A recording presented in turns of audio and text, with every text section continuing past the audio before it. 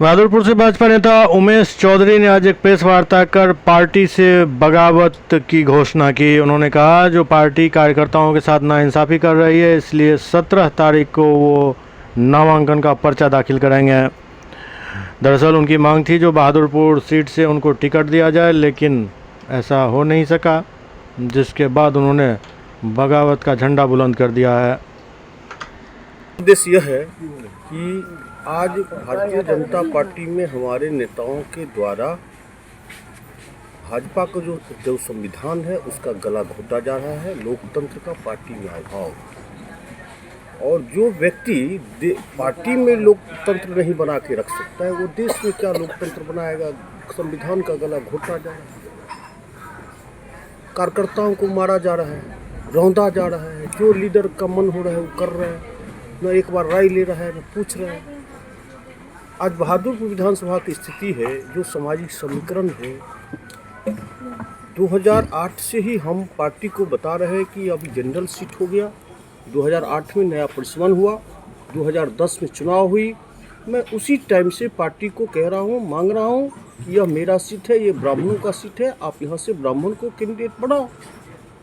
चूँकि इसके लिए बनाओ, इससे पहले हम रिजर्वेशन हुआ करते थे और उसका नाम होता था दरभंगा ग्रामीण विधानसभा, और वह सुरक्षित होता था। जब हमारा विधानसभा स्वतंत्र है, जनरल है, तो रिजर्वेशन कोटे के लोगों को क्यों आप प्रत्याशी बनाते हो? मैं ये नहीं कहता कि आप मुझे टिकट दो, मैं यह जरूर कहता हूं कि अगर जितने आपके पास वर्कर है उसमें अगर सबसे अच्छे हम हैं, आपको लगता है, तो आप हमको टिकट दो। सबसे पहला सवाल मेरा है कि आप सीट वापस लो उससे, और यहाँ से भाजपा का प्रत्याशी होना चाहिए। नहीं होगा तो बगावत के लिए अब हम तैयार हैं। चूँकि हमारे महापुरुष पंडित दीनदयाल उपाध्याय, पंडित श्यामा प्रसाद मुखर्जी का दर्शन है कि नेतृत्व अगर मनमानी करता है तो कार्यकर्ता स्वतः स्वतंत्र हो जाता है। संविधान यह उसको स्वतंत्र होने की छूट देता है कि नेता का बात मानने के लिए कोई बाध्यता नहीं है। चूँकि नेता गलत कर रहा है, संविधान को नहीं मान रहा है। हमारे चाणक्य भी ऐसा विषय रखे हैं कि राजा अगर प्रजा की अनदेखी करे तो प्रजा स्वतः स्वतंत्र है कि राजा की अनदेखी करे। उमेश जी, आप भाजपा के कार्यकर्ता रहे हैं वर्षों से। आज बहादुरपुर विधानसभा जदयू की सीट है, तो क्या आप निर्दलीय उम्मीदवार के रूप में बागी उम्मीदवार? जी, हम आज निर्दलीय हो, अभी निर्दलीय ही लड़ेंगे ना। जब सिंबल नहीं देगी पार्टी तो हमको तो लड़ना पड़ेगा। चूँकि इसके लिए कि मैंने बहुत लंबा समय इस क्षेत्र में दिया है, लोगों के बीच में दिया है, पार्टी में दिया है, पदाधिकारी रख कर दिया है। एक समर्पण का भाव पार्टी के प्रति मेरा रहा है। कब नामांकन कराएंगे आप? 17 तारीख को मेरा नामांकन है, 12 बजे के बाद। और हम अपने डिहवार स्थान से एकत्रीकरण मेरा है, अपने गांव का जो डिहवार स्थान है वहाँ से एकत्रीकरण होंगे।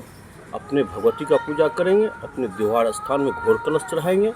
इसके बाद हमारी नामांकन यात्रा हमारे गांव से निकलकर कलेक्ट्रेट को पहुंचेगी, और वहां हमने अपना नामांकन का पर्चा नॉमिनेशन करेंगे, पर्चा दाखिल करेंगे। आप विधानसभा की जनता से क्या अपील करना चाहेंगे? विधानसभा की जनता से यह अपील करना चाहते हैं कि असली एनडीए का वर्कर कौन, यह आप तय करो। आपके एक वोट पे वो शक्ति है कि आप जो तय कर दोगे वही मानना पड़ेगा। सबसे पहला मेरा अपील है कि आप बहादुरपुर के मतदाता, आप आत्मचिंतन करें कि असली एनडीए का वर्कर कौन, उमेश चौधरी या जिसको टिकट मिला है वो, यह आप तय करें। आपका परिचय? मेरा नाम उमेश चौधरी, मैं भाजपा कार्यकर्ता हूँ और घर मेरा डरहार है। और ये जिला में हम कहीं भी जाते हैं तो कोई पर्चा पोस्टर की जरूरत नहीं है, लोग समझ जाते हैं कि भाजपा वाला आ गया। देखिए, आप भाजपा कैडर पर मतदान करेंगे, प्रत्याशी बनेंगे या कि निर्दलीय? मैं निर्दलीय बनूंगा। तो तब भाजपा कार्यकर्ता कैसे रह गए?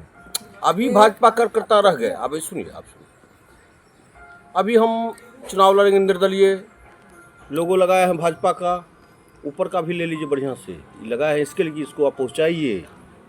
भाजपा का लोगो लगा के भाजपा के खिलाफ मैं प्रेस कर रहा हूँ, और यह बताने के लिए काफ़ी है कि मैं भाजपा के खिलाफ बोल रहा हूँ और भाजपा का बैनर लगा है।